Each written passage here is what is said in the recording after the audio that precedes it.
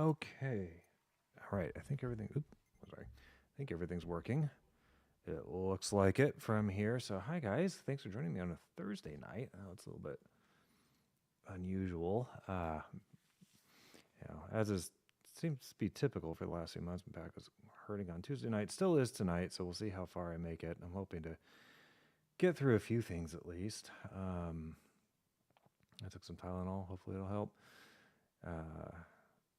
Yeah. So obviously, and I don't know why I've been so averse to calling the doctor. I really need to do that because it's getting to a point where I can't really play. I can't sit comfortably, stand comfortably. It just hurts all the time, and it sucks. And in a fun twist, I've been getting letters. We've been getting letters from our health insurance that our medical network might stop taking our insurance, which means in the next couple weeks, which means we probably need to find all new doctors, which, count my blessings that we have medical insurance and that we can get medical care when we need it. But yeah, it's kind of annoying to, doctors that you've been seeing for years, they suddenly can't see them anymore, or could, it just costs more. Anyway, enough about the medical system in this country. That's not what we're here for. We're here for music.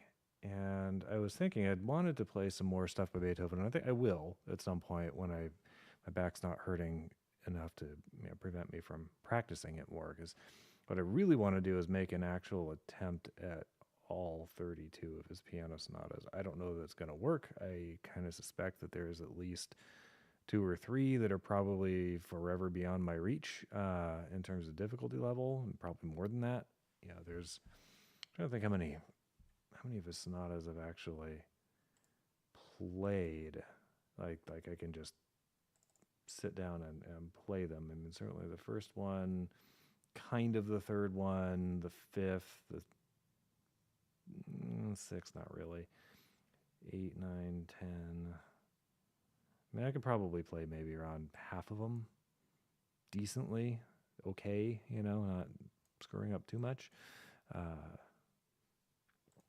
But that still leaves a lot of music. I mean, the 32 sonatas, for the most part, I think professional pianists can play maybe 3 in an hour on average, like 3 per CD or per album, except for some of the later ones are a bit longer, where you may only be able to get a couple of them on there. Like the 29th is really long. I've always thought of his 29th sonata as being kind of on the same scale as his Ninth Symphony. Very different piece, but similar in scope, just really big. So who knows? Maybe someday. So in the meantime, there we go. In the meantime, I thought it might be fun to take a little stroll down memory lane and play through a few things that I've written. Starting off with some stuff that I wrote a very long time ago. And it's funny because I have this folder labeled pre-college pieces, 1990s, and I think a few of them may have had their germination, so to speak, before I went to college, but judging from the dates on these were all my first year or two of college, about 30 years ago, 1995, 1996, somewhere in there. So this first one is, as far as I remember, the first piece that I ever, first finished composition I ever wrote. It's not great, but to give us a starting point with where I set out in composing. It's funny because I wrote it in 5/4 time, which means 5 beats to a measure. The usual is more like 3 or 4. Except it's not really in 5/4 time. Probably should have been in 4/4 time. 4 beats to a measure rather than 5. I think I wrote it in 5/4 because I was trying to be edgy or something, or who knows. I'm sure my music teachers were just kind of like, really? So let me switch cameras here. There we go. All right, this is Adagio in C sharp minor. Adagio meaning slow.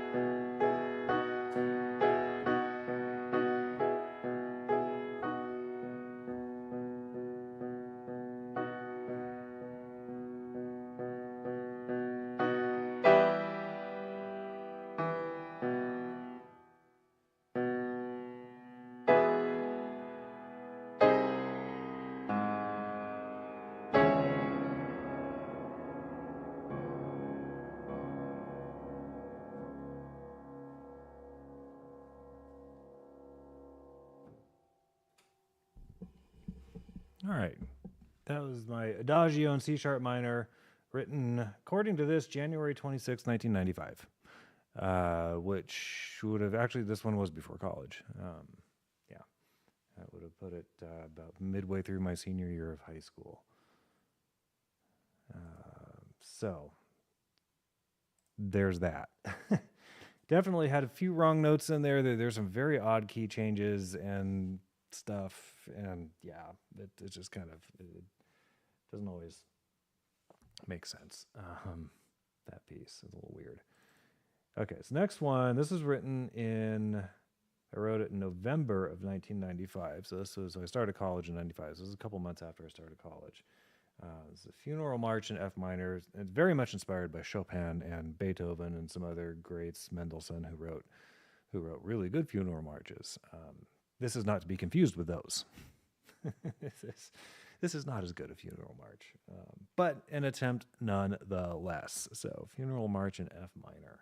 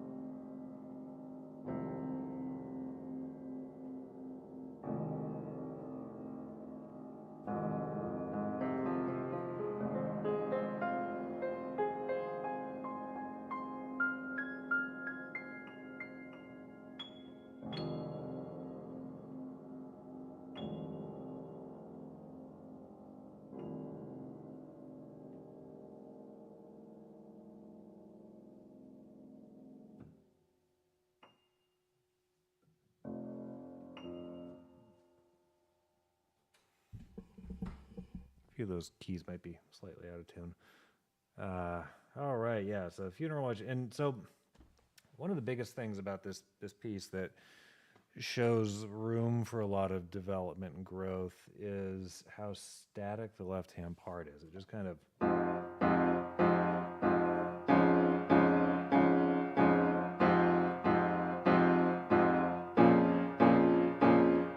of sits there and keeps pounding these very, very similar chords over and over again. And it does give the piece, that sort of dark texture. But if you compare it with, there we go. Nope. If I can find it.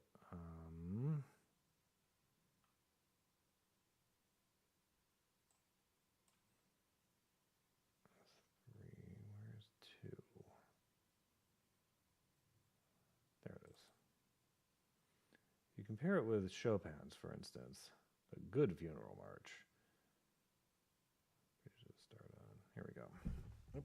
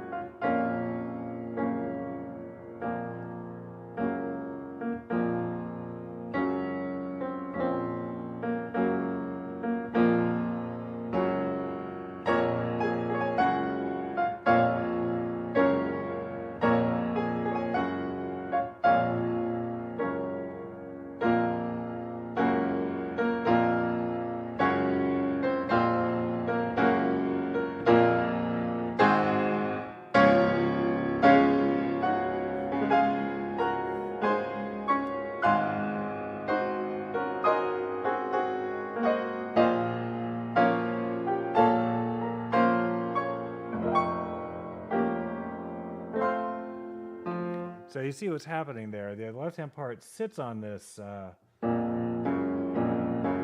a while, but avoids the mistake I made, which is he's got these open.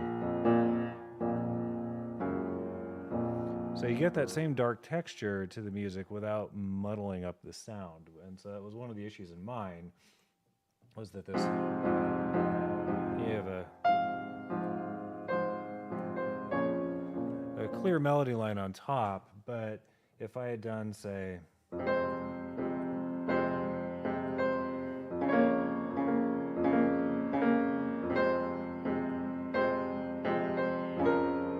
something like that, it would have opened up those bass notes.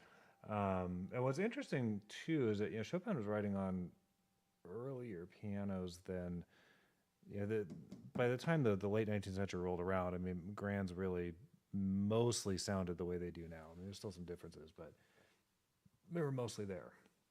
Chopin's pianos were not quite as robust as a modern grand. They were much more so the Beethovens and Mozarts, but they still weren't quite there. And one of the differences was the stuff down here. Those notes were not so heavy and rich in sonority, and so they're actually clearer on those earlier pianos. So what I wrote, and eventually this stuff down here that just sounds like mud on the window, probably would have worked a little better on one of those older pianos. Those notes were a little bit clearer, but I was writing on mono grand, had no idea what I was doing, and here we are. So yeah, I think you can hear a difference after this long sequence of Chopin doing this.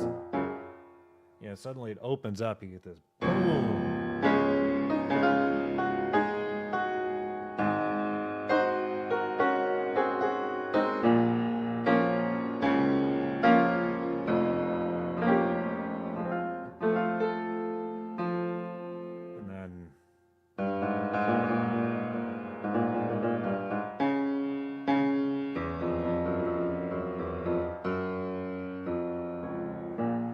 So he's giving the left-hand part some of the melody line, almost some of the kind of driving force in the piece, whereas mine is just literally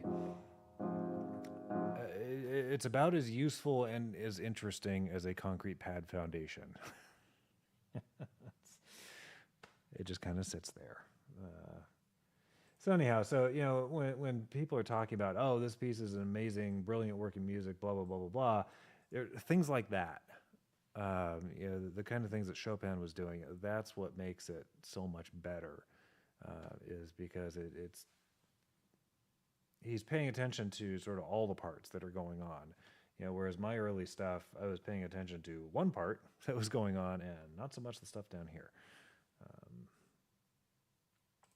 Now, this piece, so I wrote this in 1996, so this is actually almost exactly 30 years ago. This is March 11th. So this was, for some reason, is in my pre-college folder. I think I put all my bad stuff in the pre-college folder and my better pieces from that time in the college folder. This is definitely in college. I will try and play the whole thing. It's an aborted theme and variations. So in the 19th century especially, and late 18th century, themes and variations were very popular. One of Mozart's piano sonatas, the first movement of the A major sonata, is a theme and variations. Beethoven's 12th sonata in A flat, the first movement, is a theme and variations, rather than a sonata form movement. And so the theme and variations, you typically have a short theme. In my case, it's this.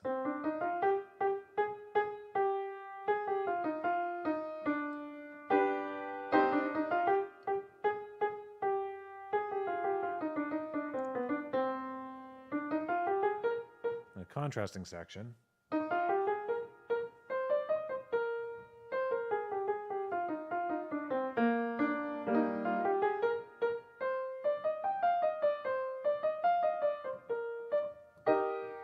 then back to the beginning.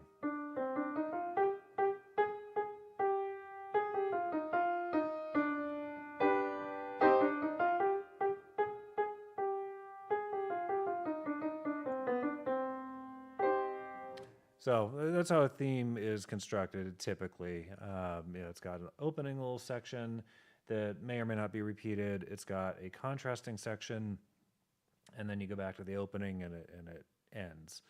And then you have variations. So you could do rhythmic variations, change the rhythm or pattern of the notes. You could change what key it's in. You can change it from...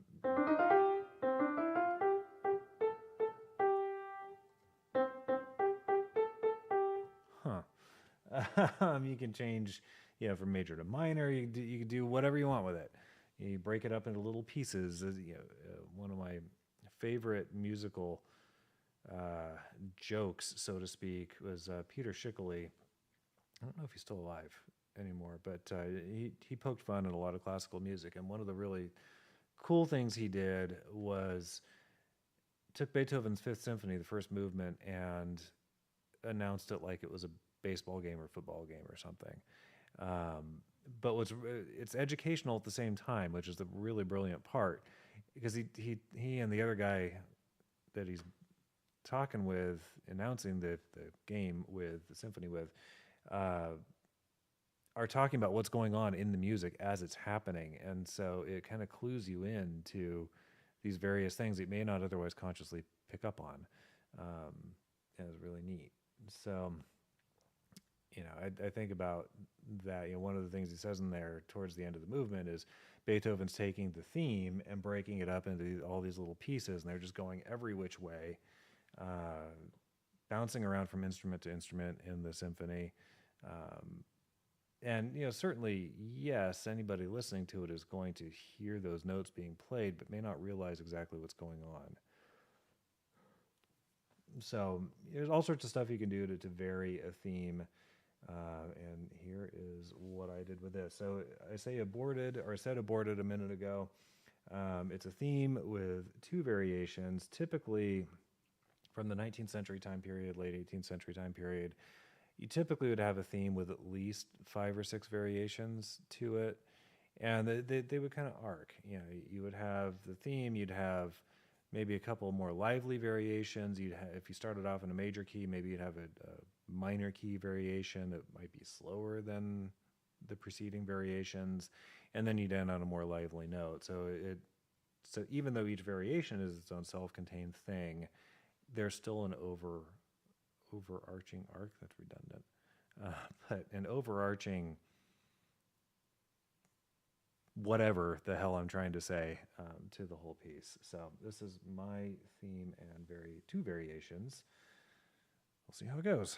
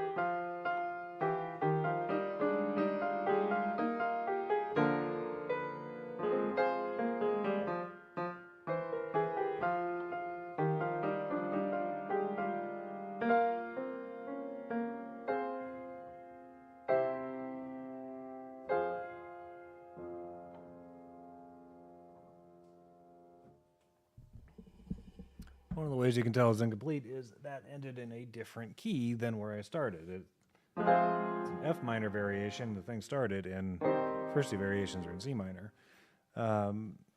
But, you know, it shows continued development. I mean, all of a sudden,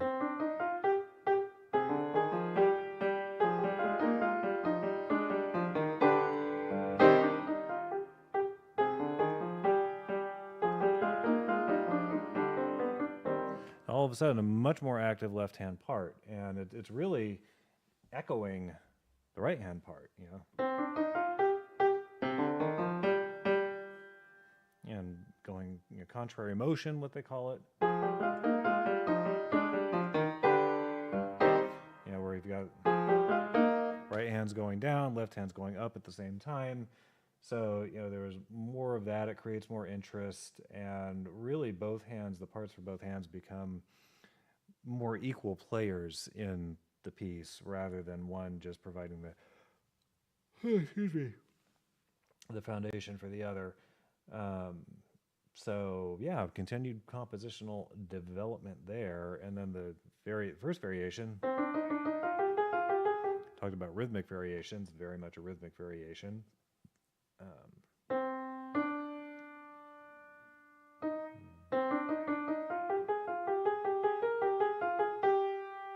It's obviously not quite the same as, but you can hear it's clearly derived from that.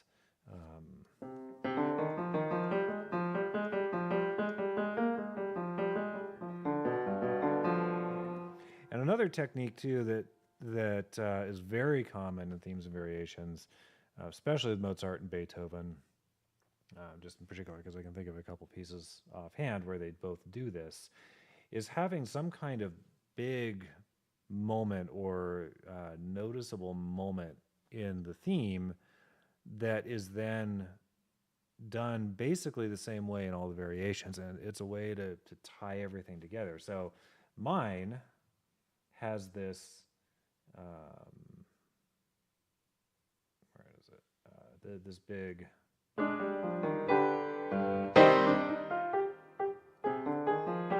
relatively soft, and you have this big boom. And so that comes back, this.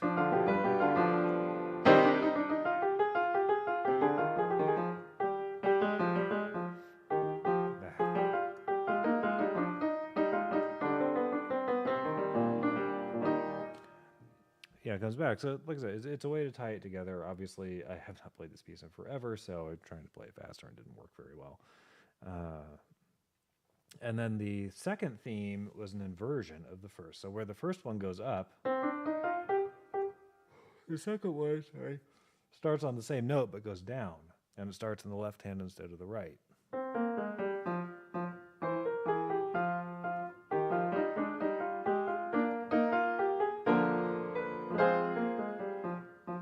And so forth. Sorry, my back is hurting a little bit.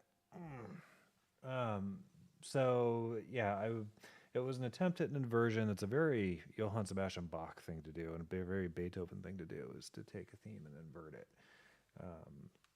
I don't think I did that great a job with the inversion of it. I mean, there's some bits that just sound kind of weird.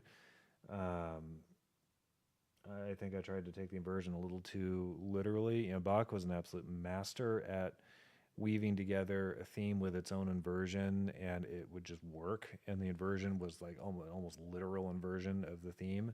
He could write stuff that just worked that way, and it's incredible. It's really hard to do, as I found when I was writing this, because there's some bits that's just like, like, those definitely were right notes as far as what I wrote, but it sounds a little weird. But anyway, so that's what was going on in that. I suspect I never went back and finished it, simply because I think it would have been a class assignment to write something like that. And that's probably as far as I got before it was due. And then we're on to other things. This one, the last out of this set that I'm going to play, there's several in here, but they're not all worth looking at. This one's kind of interesting too. This is a waltz. Wrote it sometime in 1996. I don't know when. It's a little bit weird, but kind of cool. So it's a waltz in A minor, very much along the lines, or at least what I thought of as being along the lines of like a Chopin waltz. That's what I was trying to emulate, but with some elements of Beethoven in there, and I'll point it out. What I mean, this is again 30 years ago that I wrote this, so I don't know for sure. Sorry, if this is what I was thinking when I wrote it. So one of Beethoven's piano sonatas, the third piano sonata, had the second movement of it has this section that's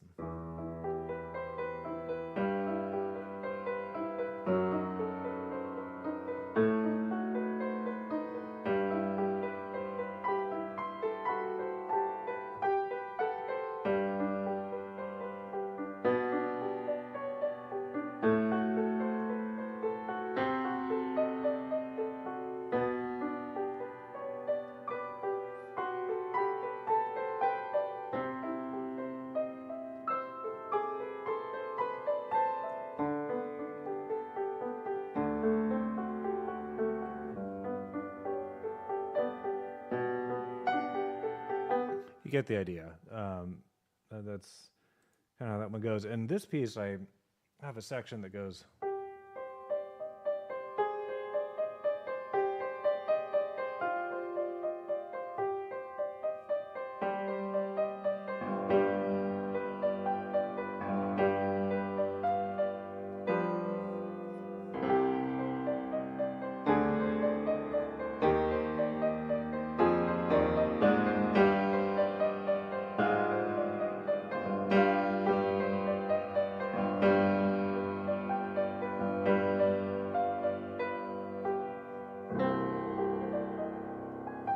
Something like that.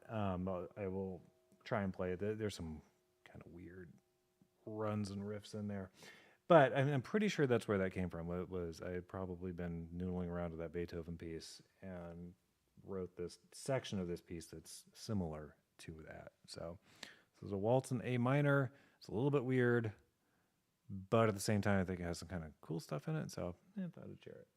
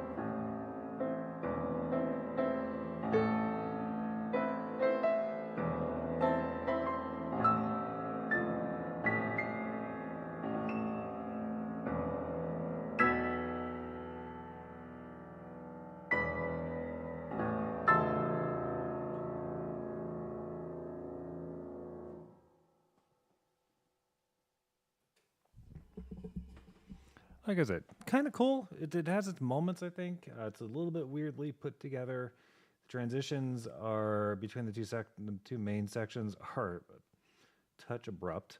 I haven't really learned how to do that yet. So, you got this, what is it?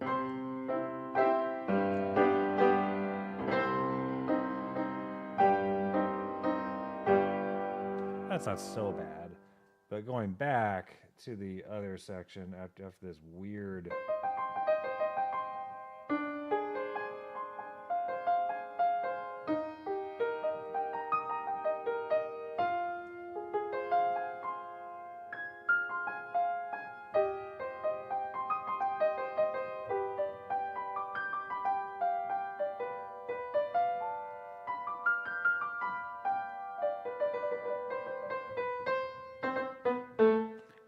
It's just, I don't know. It's just kind of weird.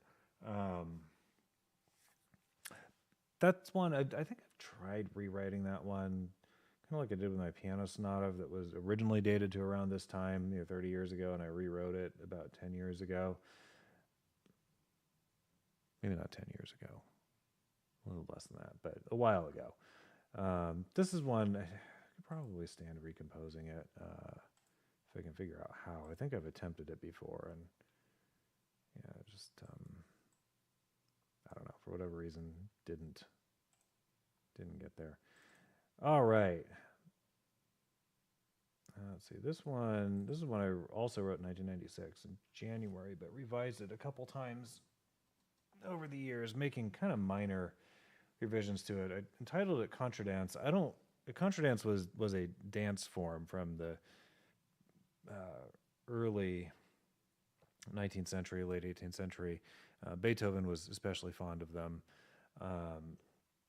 To this day, I don't really know exactly what makes a contradance a contradance. It is, like I said, it is a specific dance form, much like a minuet or a jig, or I don't know, there are a few others, waltz. There were a number of popular dance forms back then, and composers would sometimes write very short little pieces in those styles, sometimes make them into longer concert pieces. So that's kind of where this came from. And I titled it Contradance just because I felt like it has the feel of one. I don't know if it actually is one or not. But it's what I called it. That's what I'm sticking with. And yeah, and you'll notice this one has a lot of contrary motion too, meaning the two hands are moving in different directions at the same time. And I remember specifically, that was one of the things that my music teacher at the time liked about this piece, was that I had figured out how to do that.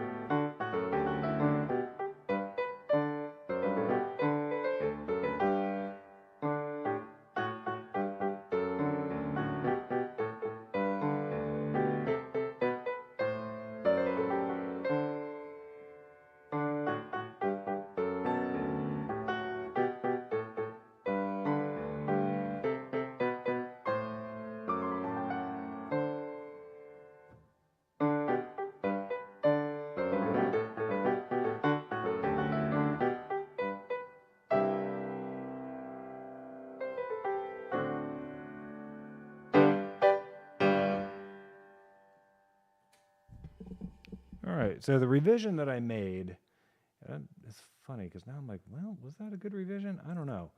The original one, I've got so many that are labeled original here. The original one, when it goes back to this section,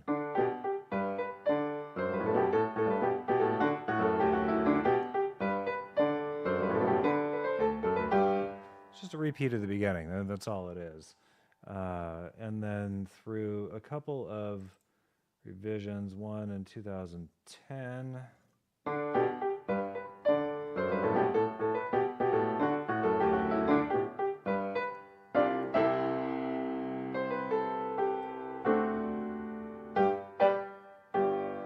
No, I guess that was the 2010 revision. I don't know how the other one was different. because that's maybe just because I don't know. It looks the same. I must have changed something else though. Have these two different versions, but revised versions. But yes, they are very similar, if not the same. So yeah, so the original one, I think one of the revisions that I kind of wrote out some sections that were originally repeated, or maybe I eliminated a repeat. That might be one of the revisions that I made, was I got rid of a repeated section, made it a little bit shorter. So yeah, but again, continuing development. I've always kind of liked that piece. It's a fun little thing. The original one is just 2 lines.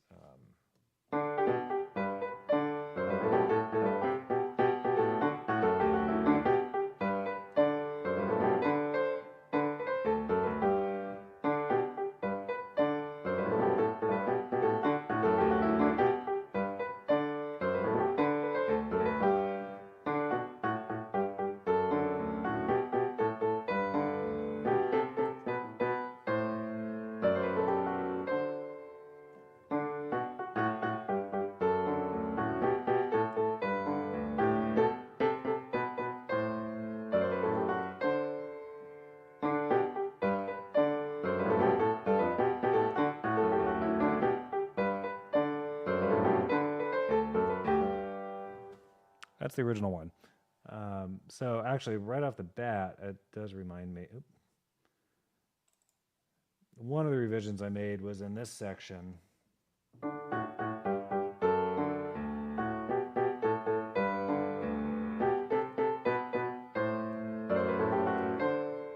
did this instead.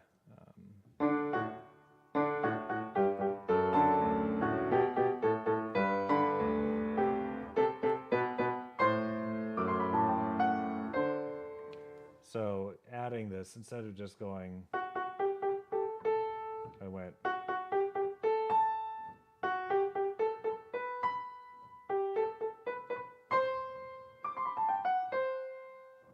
So kicking that bit up by an octave, and then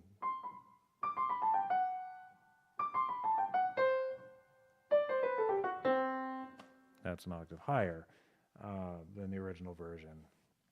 And that was, I actually really like that change. I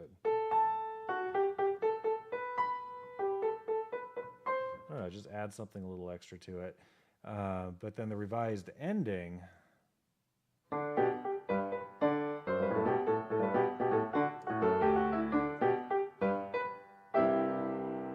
I don't know. I feel like maybe what I should have done there was play through the opening section again verbatim, and then have it repeated, and on the repeat, do that. That's probably what I should have done. For whatever reason, that's not what I did. Although I suppose it's my piece, I can revise the damn thing again if I really wanted to. Yeah. So anyway, so that's that one. Let's see what else is actually playable out of this, because there's a couple of these pieces that unfortunately, the way I wrote them, I was not sitting at the piano when I wrote them. I just did them on the computer, and they're really not playable. This fugue, I've tried to make a playable version of this one. I think, oh, that's what it was. So this fugue that I wrote, for whatever reason, I seem to only have a sheet music version of it that I think was created from a MIDI file I had made. MIDI. Anybody remember MIDI? Still around, I think. But MIDI was a way of writing computer music, and it was almost like a computerized piano roll, if you will. The way the files were structured, and it lent itself to creating sheet music. There used to be this program called Cakewalk, and it was mainly a MIDI sequencing program, but it had a sheet music display capability, and it could take a MIDI file and just turn it into sheet music for you. The downside was if it was something that you had played, and I don't know what happened with this one, This one piece, I know I wrote it in Cakewalk. I must have lost the file somewhere along the way, and maybe only had a MIDI file and recreated the sheet music out of it, and something got messed up to the point where there are some notes and some sections of it that the way it's noted on the page, like if you listen to the file, it sounds right, but if you look at the way it did it as sheet music, it's like you don't know what it's doing. It's like the notes shown on the page don't really correspond to what should be getting played. It's really bizarre. So I think that's what happened with that piece. Was I had started trying to make a playable version, where the notes all fit in the space of what one hand can reasonably do, versus having some like huge chords that there's no way anybody could play it. There were some sections that I'm like, I don't know what the right notes are anymore. So, yeah, but it's kind of cool. I mean, just to give you a sense. So a fugue is a Baroque form of music. So 18th century, early 18th century, and on. I mean, it was used in 19th century and now. I mean, but it was popularized in the 18th century and maybe even 17th century before that. I don't know exactly how far back it goes, but it would start off with a subject. So it's imitative in a way, but it would start off with a subject.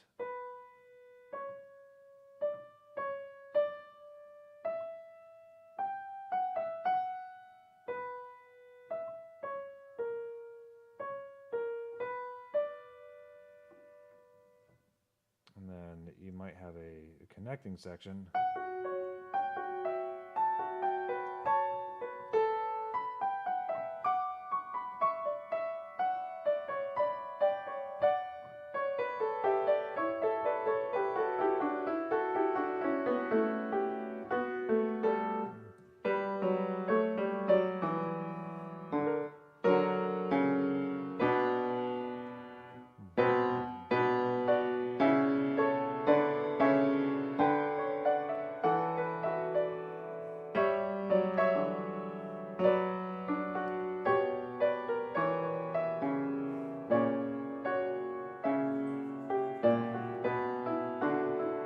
Anyhow, but you can hear when the left hand comes in.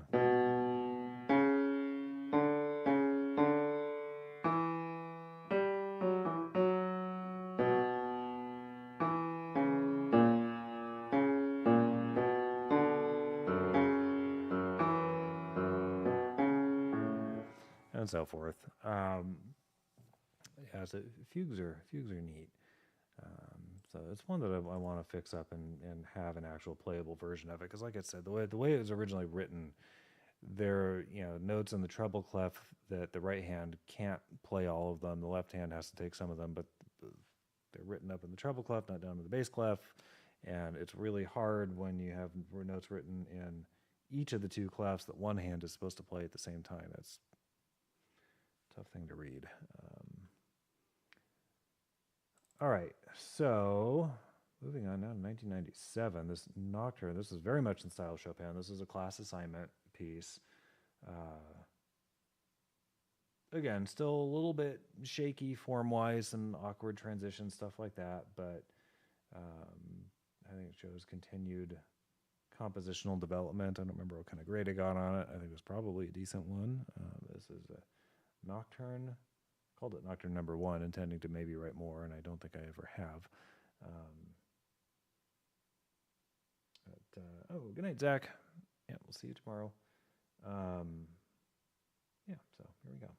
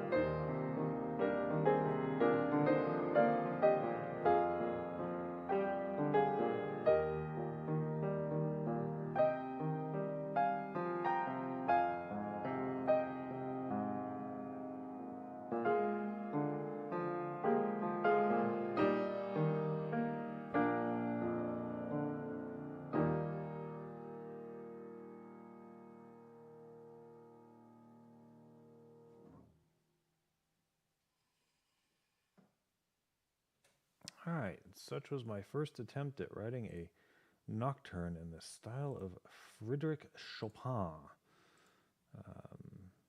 Chopin was the undisputed master, although not inventor, of the nocturne. The invention credit goes to an Irish pianist by the name of John Field, who was a little bit earlier than Chopin, not a lot earlier than Chopin, but a little bit. And his nocturnes were markedly less complex than Chopin's. Chopin wrote quite a few nocturnes. Oh, yeah. Don't play either of those very well. What was the second one? Oh, this one's gorgeous. This is...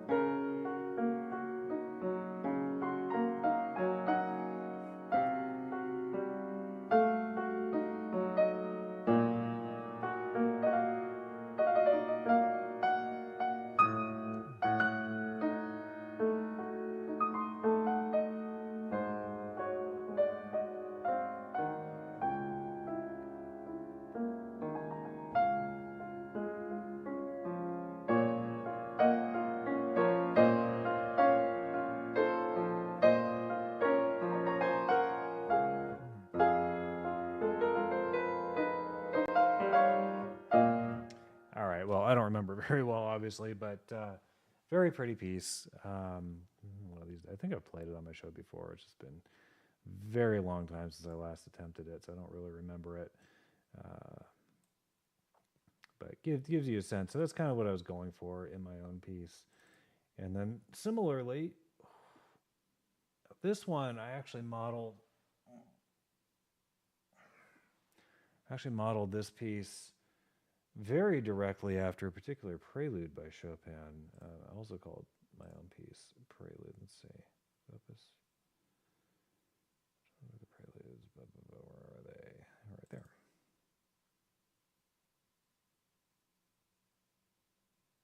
Yeah, which one was it? Oh, oops.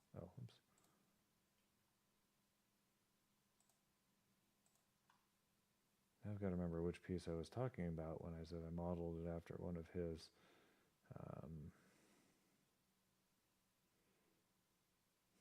Was it one of Chopin's preludes? Maybe it wasn't. Maybe I'm misremembering.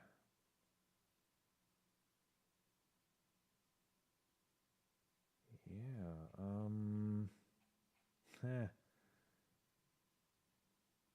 It wasn't that one. Definitely wasn't that one.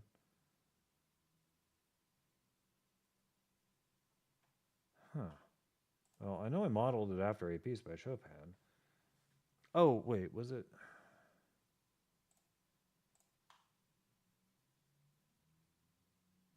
I think maybe it was this one. What I did was somewhat different, but this piece by Chopin.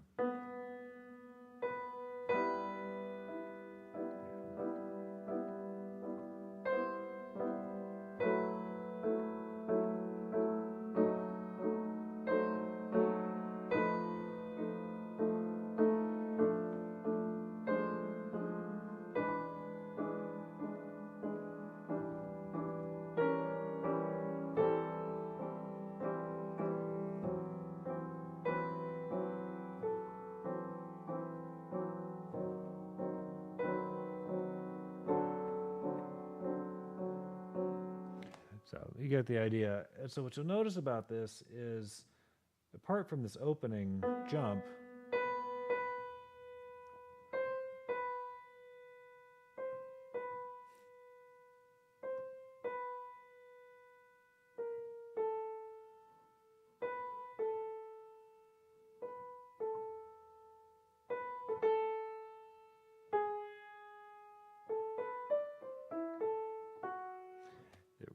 the melody line really just sits there, doesn't do much. And so that's what I did with this piece. This is my own prelude in D minor.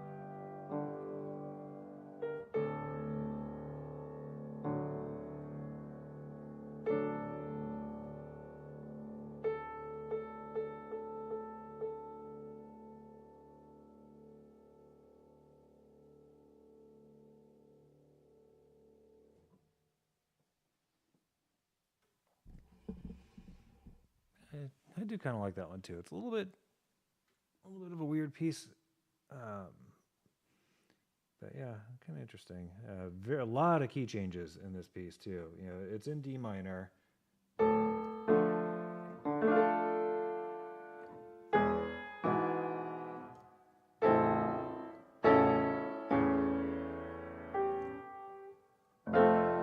that's some of the F major. So you have the D minor, E major,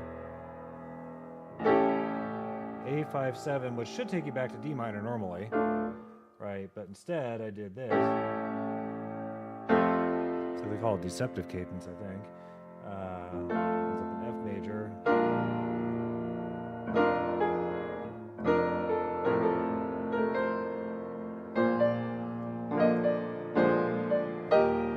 Now we're in E flat.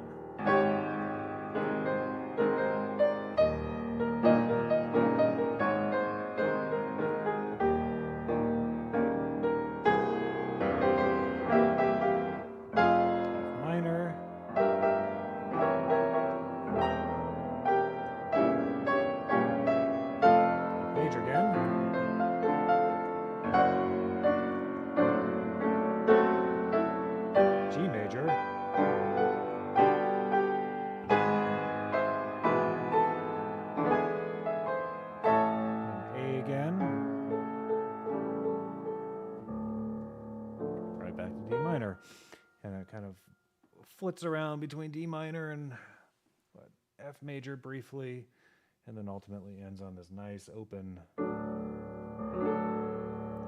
D major chord. Picardy third is what they call that when you've been a minor the whole time, and then you suddenly end on a major chord instead of minor. So yeah, interesting little piece. Oh, good Lord, nope. That's handwritten. Can't read that. Oh, come on. There we go. And now, so those pieces, I wrote those, the last of them looks like 1997, and then suddenly fast forward to 2011. So I went for, what was that, 14? Yeah, 14 years, give or take, without writing anything. And then all of a sudden, I thought, I should start writing music again. And now I'm on a similar hiatus. It's been a while since I last, wrote anything. In fact, it looks like 2022 was the last time. Oh, the Magical Mystery Hour theme was the last finished piece that I wrote. God, that's 4 years ago already.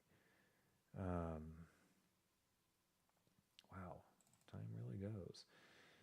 So all those intervening years,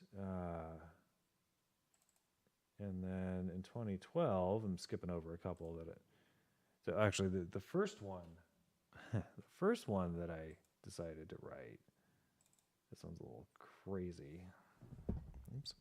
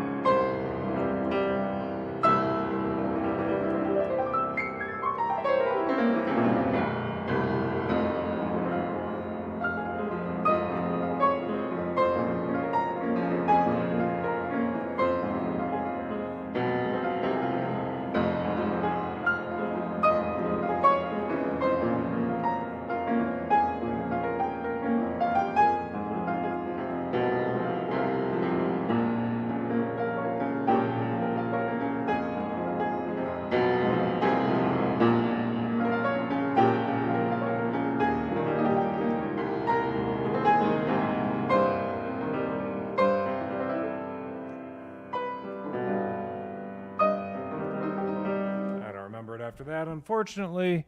So that was the first thing I wrote after a 14-year hiatus of not writing anything.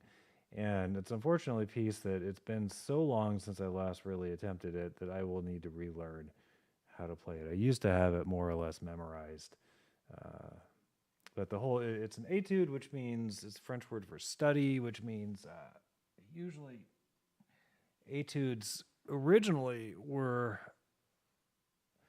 originally basically finger exercises, and then composers like Chopin came along and turned them into concert pieces, and they would focus on one or more pianistic playing techniques that you had to master in order to be able to play them. So the technique in this one is this arpeggio pattern going in the bass.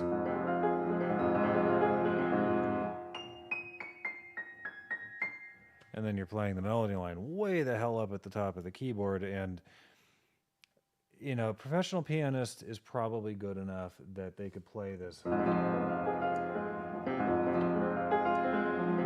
They could play that with one hand, and then suddenly the right hand part becomes very easy, but the left hand part becomes a lot harder. So it's a trade-off depending on how you want to do it. The way I wrote it is playing the melody notes with alternating hands.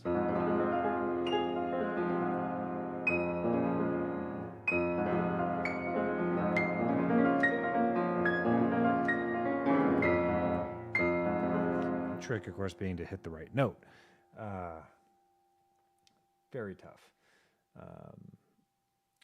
And then the middle section of this piece, I modeled, Chopin. I modeled after one of Chopin's etudes. So there are a couple of them, actually.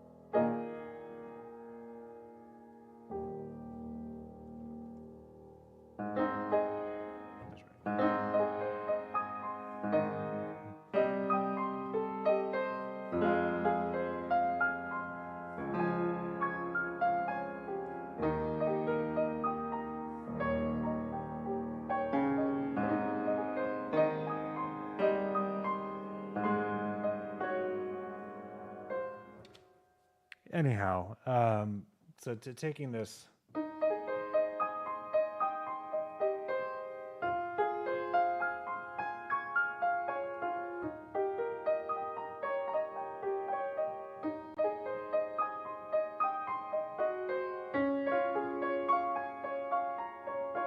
That's modeled directly after an etude by Chopin, where the melody line goes to the bass.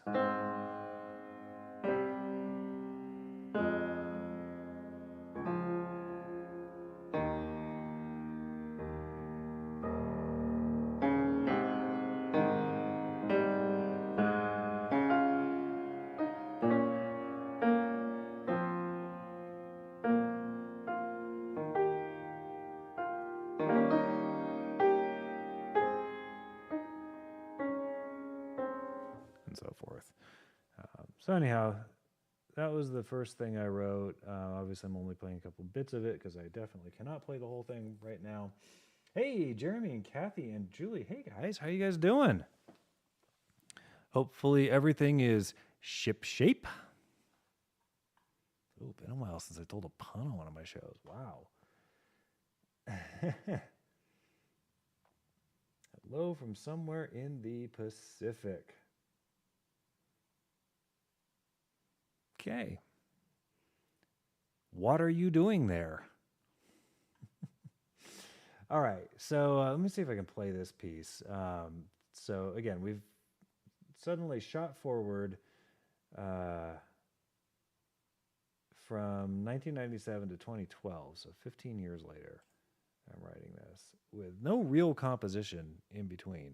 I think I'd started doing some improvising. I know I had actually. Yeah, because I remember sending Amanda some recordings I had done back when I first met her in 2008. I was trying to impress her. It's like, look what I can do. I think it must have worked. But anyhow, so, probably like, I don't know, maybe 2007, 2008, I'd started improvising and recording what I was coming up with. Much like the noodling around I do now when I'm quote unquote improvising something. And then it wasn't until, a couple of years after that, that I finally sat down and started doing the much harder work of actually writing finished compositions. It is. You can't hear me. Okay, how about I talk like this? Yeah, it is much more difficult to write a finished piece of music than it is to just sit down at the keyboard and plunk around on notes and come up with something.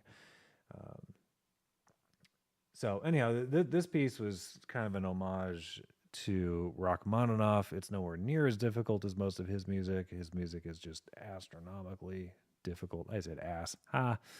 Astronomically difficult. Much harder for the most part than what I can play, but this is my attempt. My attempt at being like Rachmaninoff without the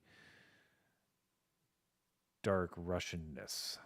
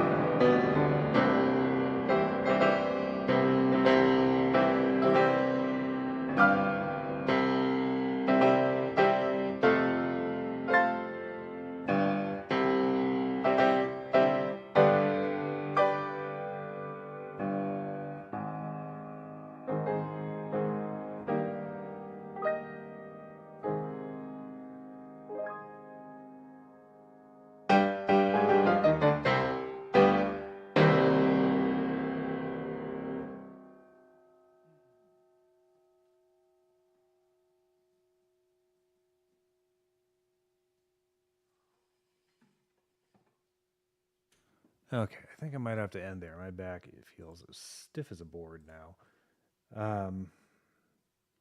Yeah, so anyway, big changes over the years. um, and I don't know how I think maybe just because I had finished my musical education, and by the time I was writing these later pieces, I had a much better idea of what I was doing um, than I did with those early ones. Because obviously that one I just played is vastly more complex than anything I wrote before it. Even in the couple of pieces I wrote immediately before that one, because I wrote a couple in 2011, and then that one was in April of 2012. Or as I finished it in April of 2012.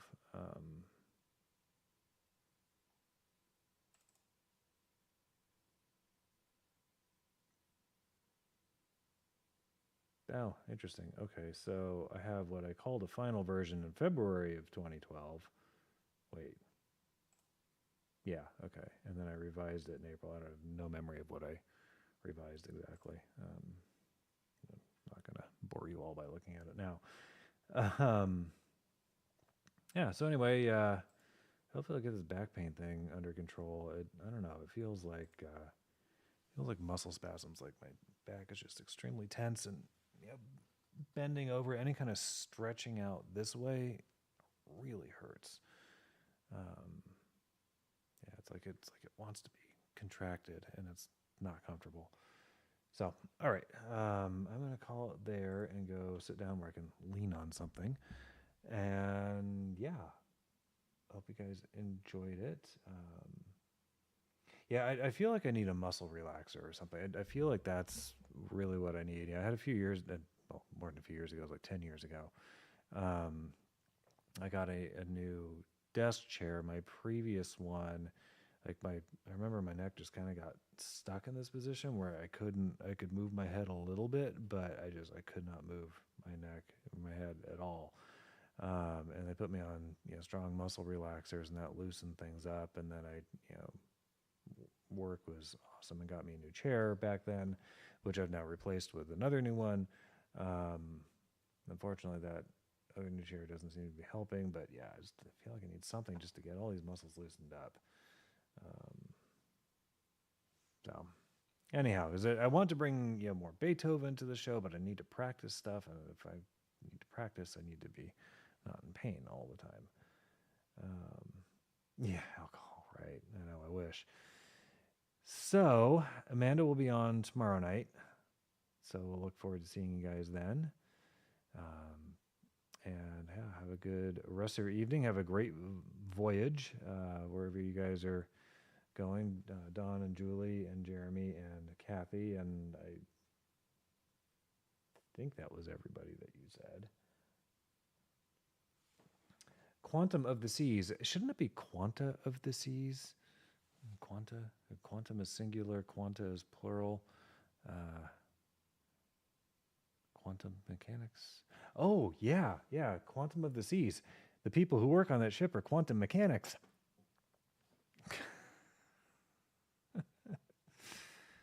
Oh my God. Okay, it's time for me to go.